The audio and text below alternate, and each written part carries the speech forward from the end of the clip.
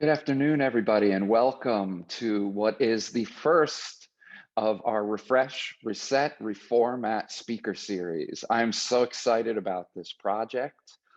Before I begin, I'd like to give a land acknowledgement to from BGC, a land that has changed much, but that was once inhabited by the Lenape-Hoking people, the ancestral homeland of the Lenni Lenape, and want to recognize New York City as a past, current, and future home for many Indigenous people.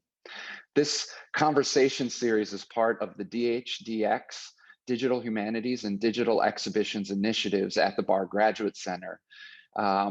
This is an online conversation between Bard Graduate Center students and technologists, digital humanists, museum and gallery professionals, artists, and educators, which explores the role and use of the digital in the study of material culture, design, history, and decorative arts. This was an opportunity, I think, to empower our BGC students to find and research individuals using digital tools in the field and bring to our community those voices and share their work with everyone as a way to inspire and inform about how other people are using digital tools in other institutions and in their own creative work. Today, as the first in this series, we're very excited to begin what we hope is a long-standing speaker series, and we are today featuring one of our own MA students, Madeline Porcella, who I've worked with over the past year in the Digital Media Lab, which is part of the DHDX initiative. So without further ado, I'd like to turn it over to Madeline, who will be welcoming our guest for today and also asking some questions and then fielding your questions. So I'm so excited to welcome you, Madeline, and to have you start our inaugural event. Hello. Thank you, Jesse, and thanks everyone for joining us. It is my pleasure to introduce Mark Olson. Mark is Assistant Professor of the Practice of Visual and Media Studies at Duke University and a founding member of the Wired Lab. His research and teaching focus on the historical and contemporary entanglements of medical practice and media technologies, as well as on the affordances of emerging technologies for the analysis and exhibition of historical material culture. He is currently collaborating with the Nasher Museum of Art on expanding their engagements with interactive media and developing an infrastructure for constructing immersive virtual exhibition experiences. He also collaborates with Duke's History of Medicine collection and Department of Radiology on the micro CT scanning and digital reconstruction of Duke's Ivory Mannequin collection. More broadly, Mark is interested in cultivating literacies in critical making, drawing on the critical and analytic repertoires of the theoretical and historical humanities, while cultivating a deep understanding of and proficient practice with computational media, from code to circuit design to photogrammetry.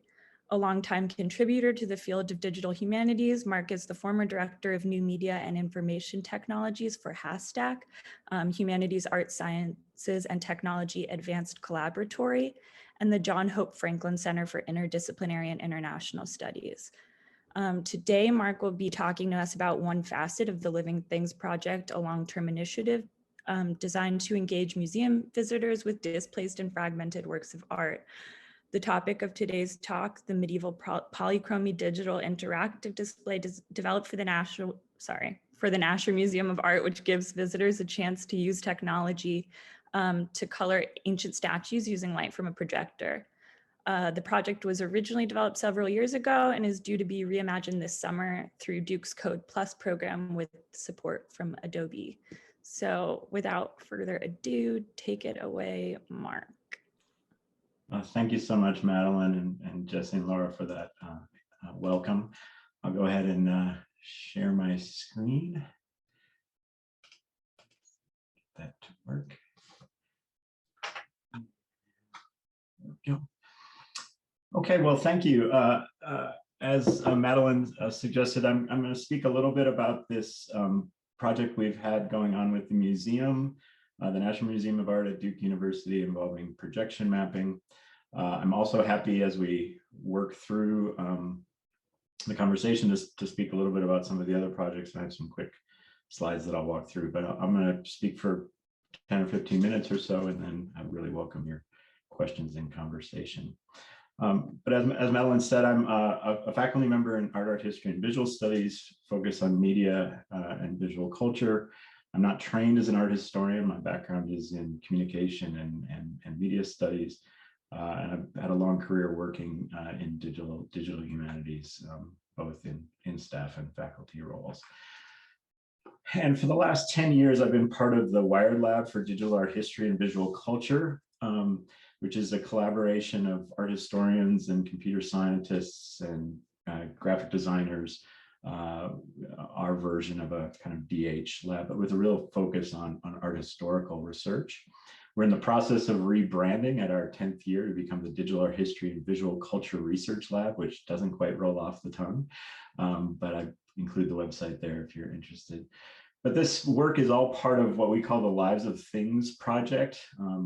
I've begun with my colleague Carolyn Berzelius, going back to even the origins of the lab, really thinking hard about the material histories of objects, how to convey to the public the itineraries of these objects from raw materials through their different contexts of use, and then of course as they land in the museum. And really taking seriously how the digital might bring our attention not away from the materiality of objects, but rather bring us to the thinginess of things. And that's one thing that we're quite committed to, that these don't displace, but supplement and augment. So I have just a few other projects that are under this rubric. As Madeline mentioned, I'm working on ivory anatomical mannequins from the 16th and 17th century, part of our history of medicine collection. We're developing a virtual exhibit infrastructure. We have 2 exhibits that are live now at the National Museum of Art. This one is on the art of the ancient Americas. And we're very interested in contextualizing objects. So we have another project working with this Alife arch, which has a kind of medieval bestiary on the front, and then through go around to the backside, and you can see that there's spolia reuse of Roman architecture and the like. So, but this particular project is focusing on the medieval apostles that form part of the Bremer collection. These are dispersed across the country, but we have 4 of them on display, and this is their usual culture context of display, a bit decontextualized on the museum gallery wall. And one of the things that we've been noticing, we think these are some of the most interesting objects in our collection. But if we were to watch, for example, our surveillance video, this is back from 2015, but it bears out this day, these objects don't get a whole lot of attention as we work through the day. They get skipped over as a kind of hallway on the way to other objects. So this project was an attempt to really bring them back to life and to light, and really highlight the ways in which, in their original context, these would have been richly painted, and how could we convey both the information about both the reality that they were polychromatic, and then information about the raw materials that medieval artists would have had to be able to create their work. And so at Duke, we work rather fluidly between classes and ongoing research projects, and they feed in and out of each other. So this project is a kind of culmination of some courses and some ongoing research during the summer.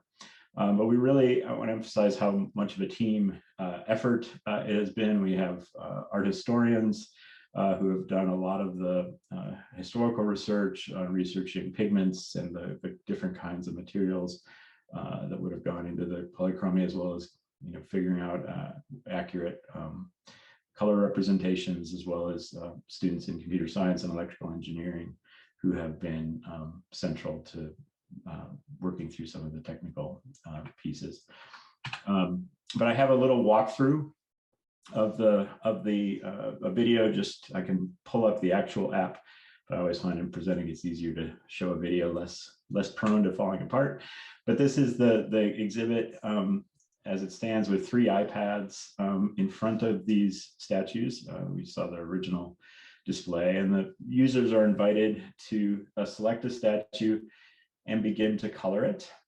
We had lots of debates on whether or not we would allow free form coloring, which we do, so you can make Smurfs and other kinds of things out of these. But as people would light paint and choose these colors, it then gets projected on the statue itself, and this color information pops up, and we work through some of the main color options, ochre and others that allow us that would have been available to medieval artisans. And so this is a little time lapse of someone going in and painting all 4 of them. It can be a collaborative project, so different iPads can control different sculptures. And what we've found is that it's really driven up interest and in the project itself. I'll just briefly mention this. I'm happy to go into some more details.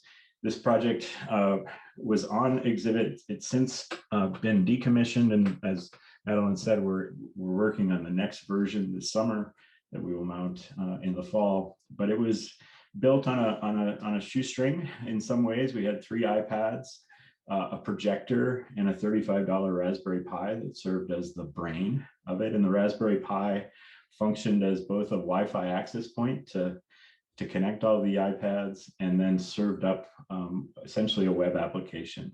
So both served to the projector the color palettes that were being chosen, as well as served up the web page essentially that the iPad showed. And this was created in Python, HTML, and JavaScript. And if you'd like, I encourage everybody to go to medieval.colab.duke.edu. This is our archive of the site. It expands to fill your screen, but you can work through without actually projecting on anything the interface and read about the different colors that were available. Make your own design and experience at least its original iteration. We have some instructions and usability, all those kinds of things we've been discussing. But I wanted to emphasize this is a team. This slide just highlights Mariano Tepper and myself, and electrical and computer engineering did most of the development, but we had this whole group of graduate students from art history and ECE, both students who had taken classes from us as well as others. And we had a really robust support from the university in terms of scaffolding interdisciplinary kinds of collaborations. So I want to just talk a little bit about where we're headed with this. And I think, as I mentioned to Madeline, this is an invitation, I think, for some future conversations. I'd love to have you all in the audience provide us feedback as we work through this. But this summer, we have a program at Duke called Code Plus, which pairs faculty with 6 early career undergraduate computer science majors. And we work for 8 weeks over the summer to push a project forward. And this project was selected this year to see some future development. And so I just wanted to quickly just outline where we're headed with it, and then I think we can open it up with questions. But what we built was a real bespoke application. It's not one that scales well to other statues. It's one that requires a fair amount of code skills. And we've had enough interest from enough museums around the country about how we might scale this, that our goal is to produce a toolkit that doesn't require coding, that you probably will use Unreal Engine as its platform, but that you can load in 3D models and set up all your colors and create all your narratives from within the gaming engine. We're treating it as both an app builder and then as a display function. And our second goal, you may have noticed, these are the original iteration had very flat colors. This was essentially a 2D application where we had vector graphics mapping out the different zones on the statues themselves, and the colors were for the purposes of this exhibit, solid based colors, and you could adjust hues and have some control over that. But of course, in the past several years, there have been incredible advances in three-dimensional rendering. So we have photogrammetric models of all of these objects. I'm happy to talk about that process if it's new to some of you. And we know that we can use physical-based rendering materials in the 3D pipeline to really generate much more robust texturing of our objects. And this is where Adobe, who recently acquired the Substance suite of 3D material generating things, is interested in this project, because they would love our material, their material base and their workflow to be part of this toolkit. So we'll be working with Adobe on that kind of integration with engineers over the summer. But our goal would be to, rather than have a flat color, to be able to choose an actual textile that is driven by materials from the historical record, and really make that more robust. And then finally, in order to make all the 3D work, it was a good deal of our efforts went into aligning the projection with the model, and a lot of advances have happened in computer vision. And so we're in the process of integrating an auto registration algorithm. This is just one example of others, but with a pre-given 3D model that we have from Photogrammetry, we can load that into the software, and then the system will be able to auto track the image. So we'll point a camera and a projector at the 3D model, hit align, and that's our hope, is that we'll be able to get these things to auto align. So we're building off of this core, and one of the things we're interested in hearing from museums and museum professionals is what kinds of stories you might want to tell about objects, and what kind of elements might need to go into a user interface. We know that this mode of projection mapping is quite useful in museums. Number one, because it's a group experience. Number two, it doesn't require visitors to bring hardware. And in the post-COVID moment, the idea of putting augmented reality or VR headsets on anybody and sharing those around is not all that appealing. So that's where we're headed. I'm happy to loop back and go over any more of the screens, or talk about any of the elements of the project, but I wanted to stick to my 10 minutes or so and give you just that brief introduction. Thank you so much, Mark. Okay. I mean, it's really fascinating. I think one of the things that I'm particularly fascinated with these displays is that it is engaging. Like that video you showed, the surveillance video of people kind of passing it by. Mm-hmm. You could have just as easily, projected colors onto the statues and not had that engagement, mm-hmm. where people are choosing the colors themselves and getting that information about the raw materials. And I was wondering if you could talk about the choice to do that, because I think it's. Yeah, well, I mean, the whole point of our engagement is precisely to get people to touch either virtually or physically these objects and really spend time with them. Right, something that's a passive experience, of like a video that would play back or something like that, did not appeal, because we know that Nasher is not unlike any other museum. There's it's on the level of a seconds to a couple minutes that a person will engage with a particular object, read the card and take a glance at it. So we were really trying to increase that, and tried to come up with this particular project with something that could speak across age groups. The Nasher themselves serve both school groups during the day, as the public more broadly, and also has a number of Duke has a lifelong learning program that serves some of the senior community as well. So speaking at all of those different levels, we aim to produce something that would, grab the kid who is just interested in coloring to the person who really wanted to learn more about the applications. And just spending time in the gallery, one of the most delightful things was the parents wanting to move on and their kids saying, no, mommy, I want to play some more, right? I want to learn. And that kinds of engagement around the iPad.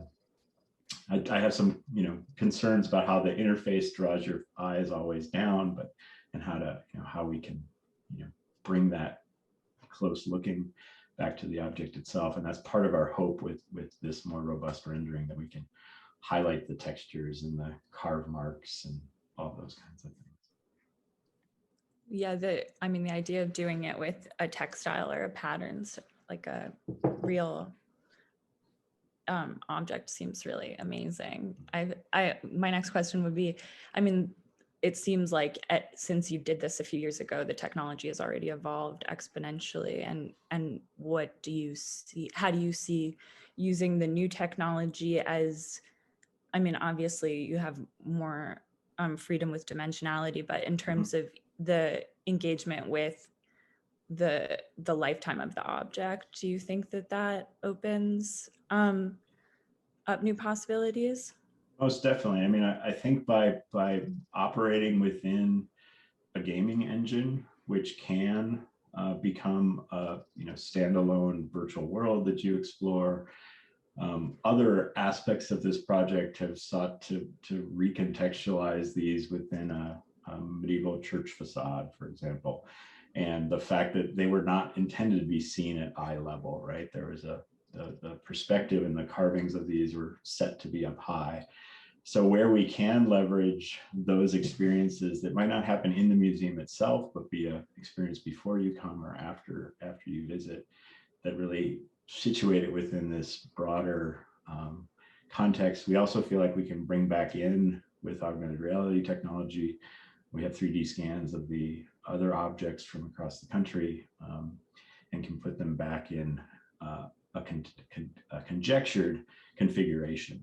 My colleague Kellen Brazilius, who's the art historical expert on this, believes we can track the eyes and the ways in which the eyes would have been organized around the ascension, and that kind of thing would give some clues as to where they'd be located. Really.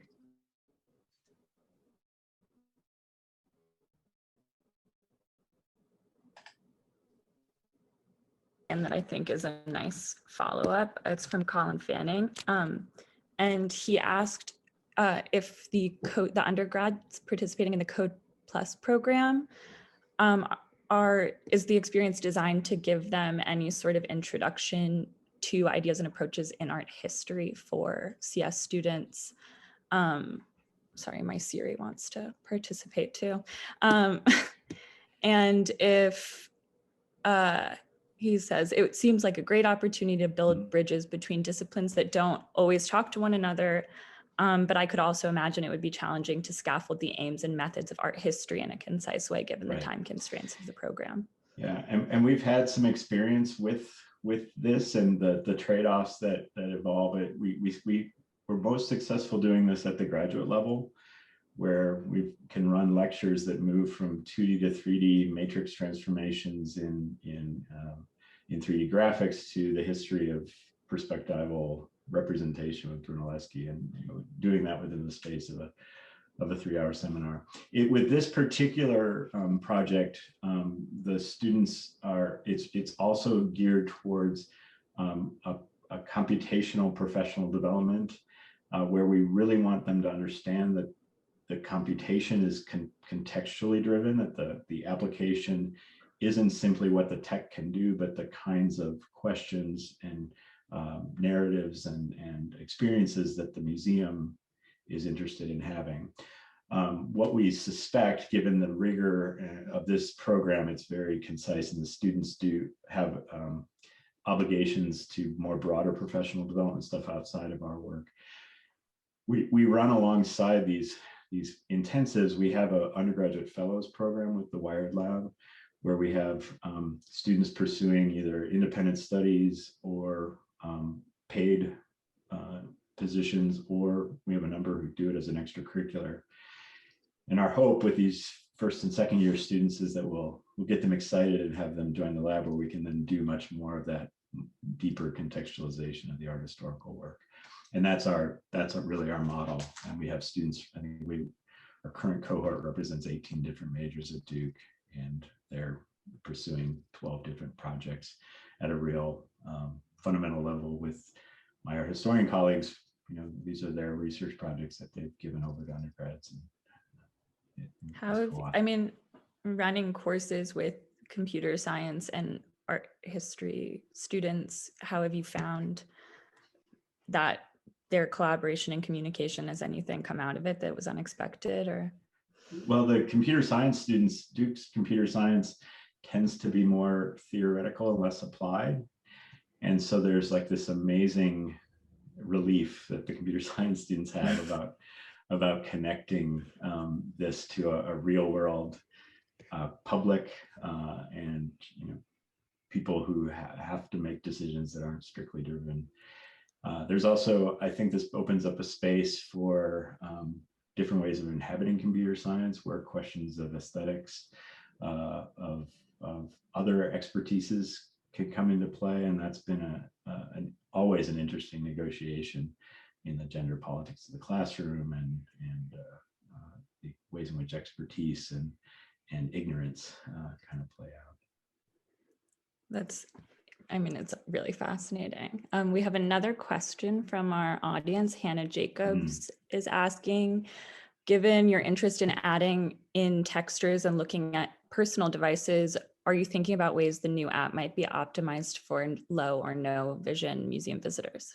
Yeah, that's a great question, Hannah. Thank you for that. It's, there are really a couple of different approaches.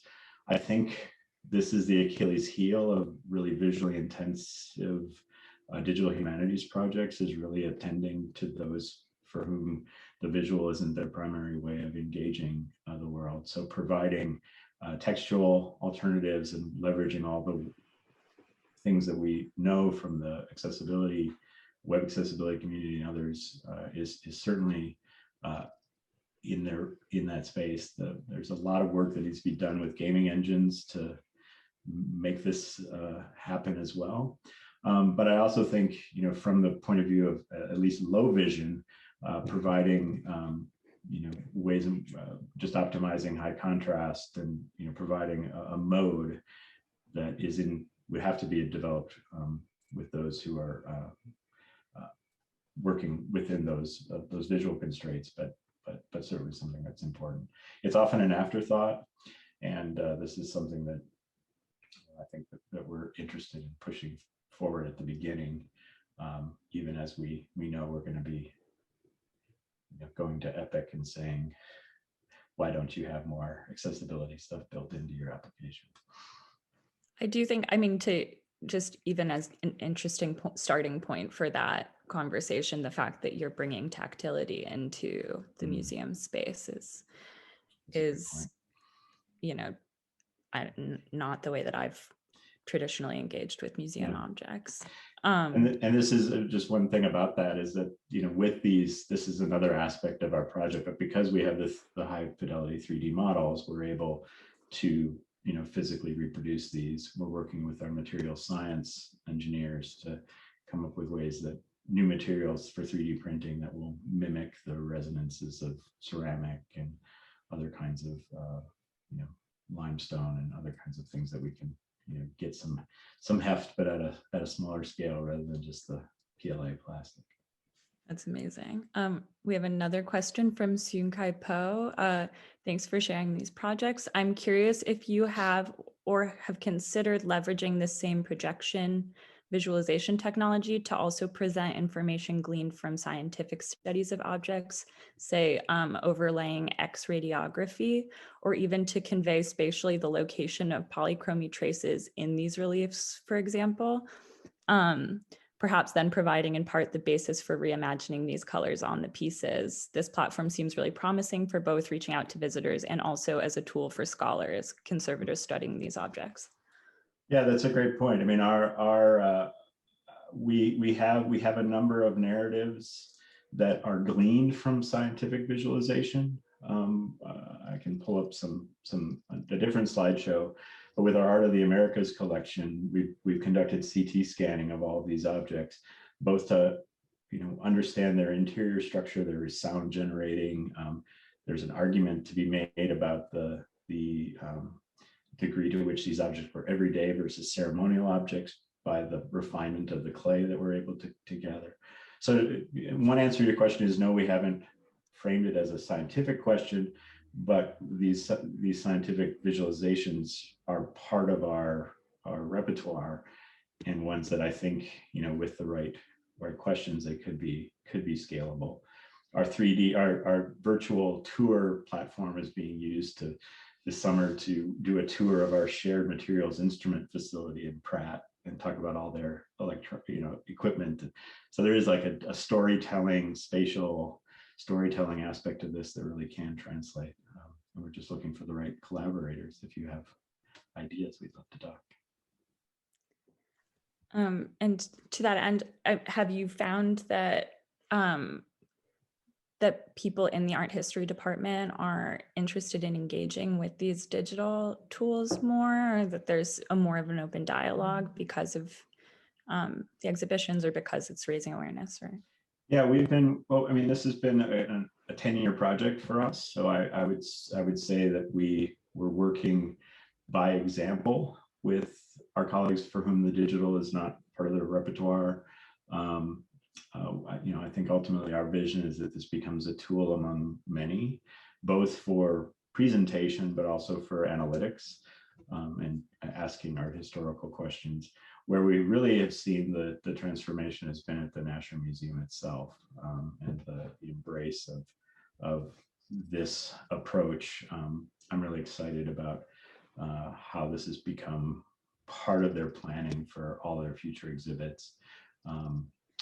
Whereas originally there was being a little bit facetious about the Smurfs, but there was a little bit of worry, right, that this was too playful for a museum to be with its early iterations. But because of its success, we made that argument. Let's see, Jesse is asking, what did the 3D photogrammetry of the objects reveal about them, and how did that process push the project forward? Sure, great question. So there's two ways to think about that. One is the photogrammetry gives us the volumetric information. So just from the point of view from a purely technical point of view, it gives us the ability to do this auto alignment where we don't have to have the projector 100% in the right line of sight.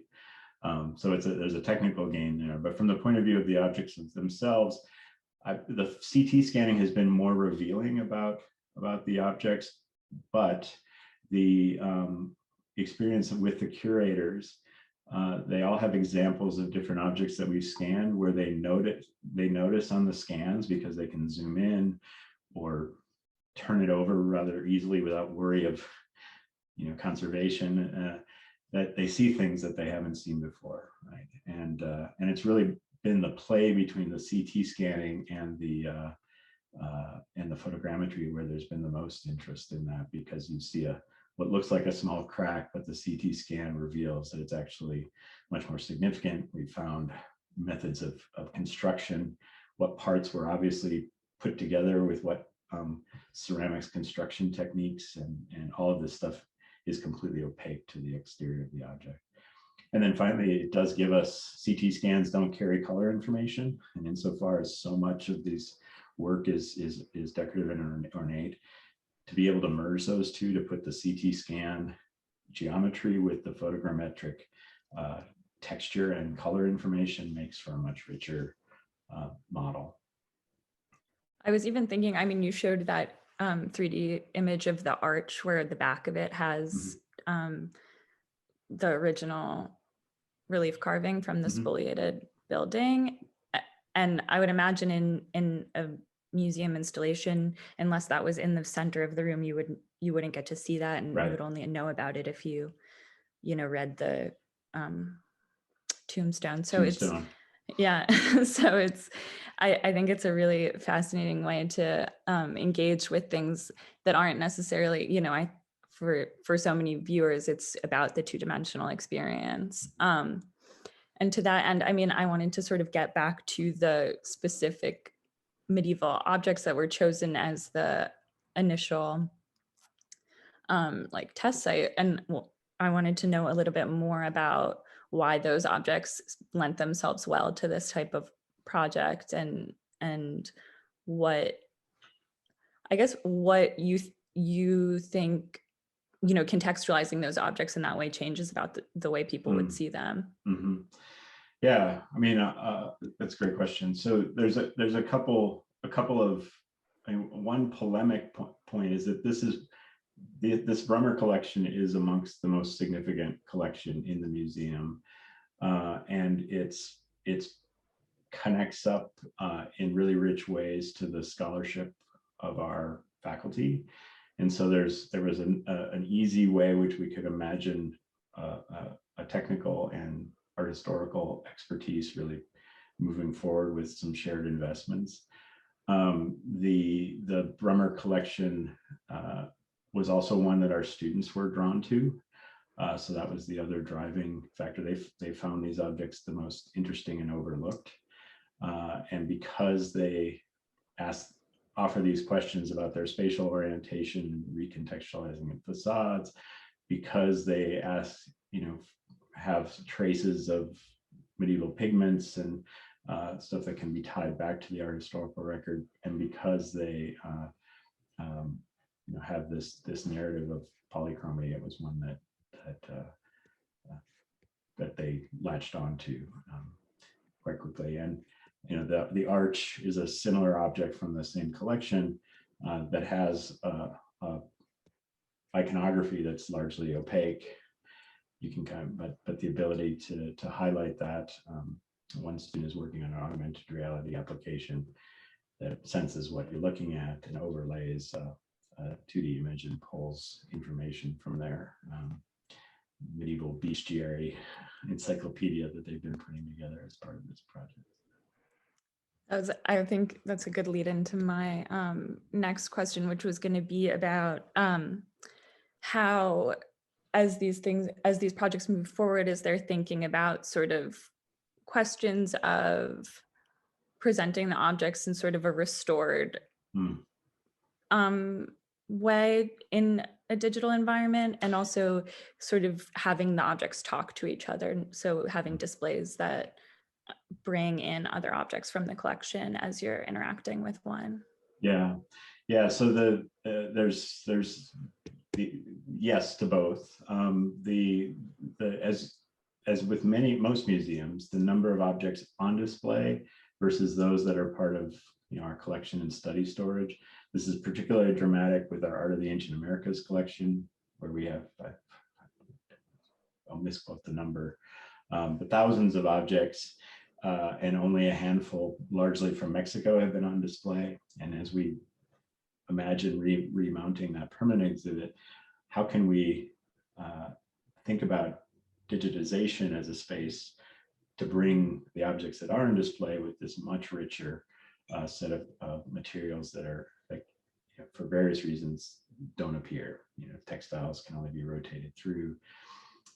And a kind of aha moment for the museum staff was that we don't need to be tied to the architecture of the museum itself, right? That the initial conversations were about, well, we'll remake what we have, but I'm like, well, you can have a whole pavilion that doesn't exist, right? That you experience through the digital space. And this does align as well with their attempts to decenter some of the Western narratives, right? So they have a practice of what they call interventions. Well, they'll take a piece from Kehinde Wiley or something and put it in the context of a European painting and that kind of thing. And so this kind of dialogue is one that they're excited about being able to reproduce and amplify in the digital space as well. I was just even thinking, I mean, so much of the non-Western art is, not designed to be it's designed to be engaged with, and like the question of movement becomes possible with the digital. There's so many possibilities that open up if you start really thinking of how free it makes you. My Siri really wants to participate in the Q&A. I mean, I don't know. I have like endless questions about this, but do you think that I have a whole nother slide. I have a whole nother slide deck of some of those kinds of questions. I mean, that's what animates the anatomical mannequins, right? These were not display objects, right? They were pedagogical objects. They were designed to be taken apart and put back together again. The Shenke vessels that we have are sound generating ritual vessels. We have burial masks that have articulated jaws, and and we're covered in feathers, and that's what's really exciting about the game space. And with our partnership with Side Effects and Houdini, the ability to digitally simulate these kinds of activities. And ultimately, I'm really interested in bringing these back to physical kinds of interactions, so that part of what I teach is physical computing with sensors. And so to be able to take an object and tip it and then have that simulation, we can't, or work with material science to print a facsimile of the object that we could fill with chicha and pour it out and have it generate the sound without having to worry about our conservation department flipping out. Yeah. I mean, I think, like the bringing back the total sensorial experience of objects that's so lost in the museum context is a really amazing prospect. Have you guys 3D printed objects?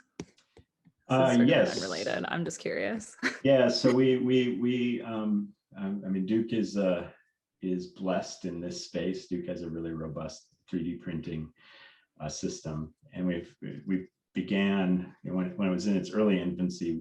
We had photogrammetric scans of Head of a Virtue and some other, and one of the projects brought in Simon Verity, who's a practicing sculptor, marble sculptor in the medieval tradition, and he produced a reproduction of the statue of the Head of the Virtue, but did so with photographs. But then we also provided him a scale 3D model that he could, measure and not have to go back to the gallery.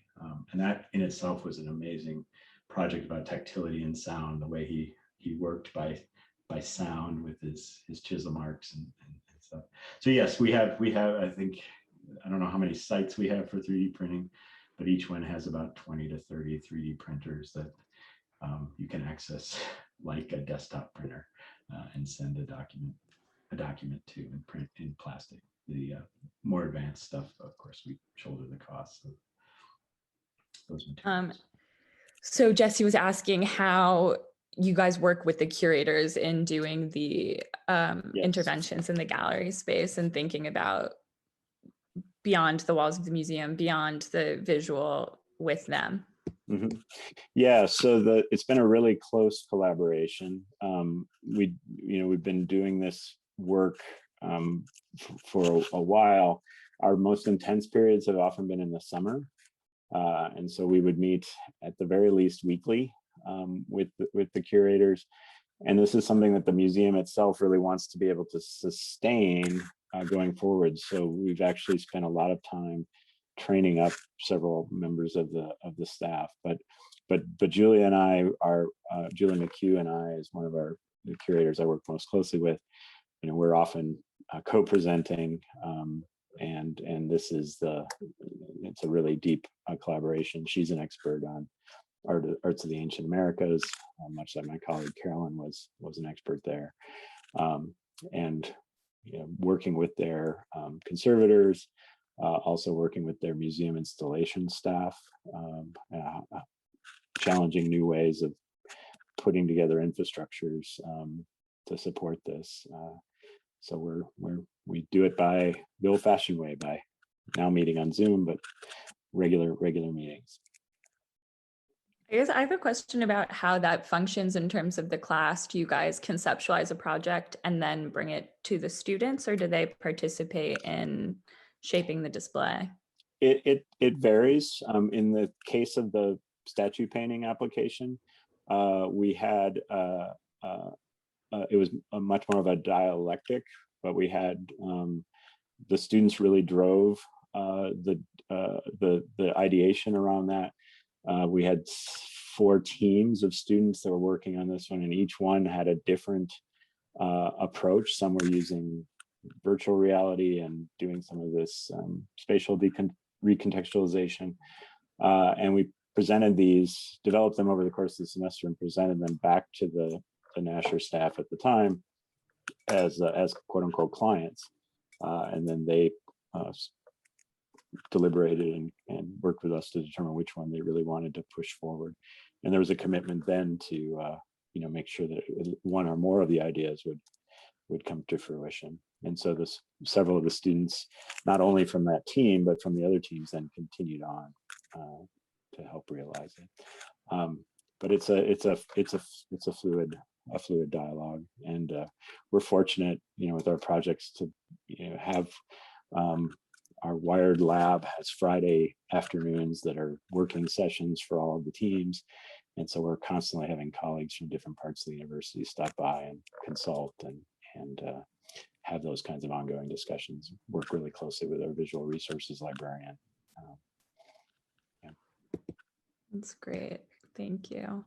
I'm just going to plug, if anybody has, we're about 10 minutes away from the end. If anybody has any questions, please put them in the Q&A. Otherwise, I'll keep yammering, but nobody wants to hear that.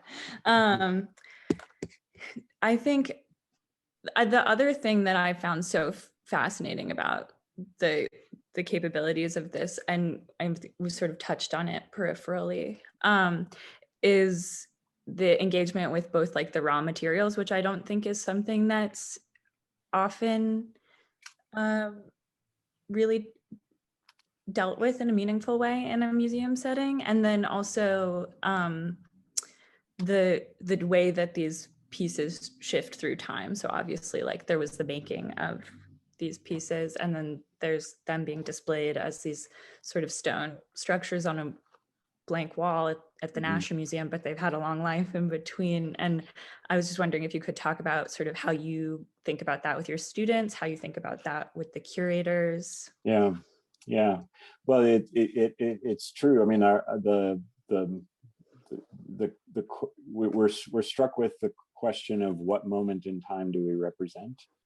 For example, some of these, my understanding is that some of these medieval apostles were built into walls in a Renaissance garden, right, and became parts of other became parts of other architectures. And so one of the dialogues we have with the students is what is the authentic or authorizing moment, right? Where do we go back to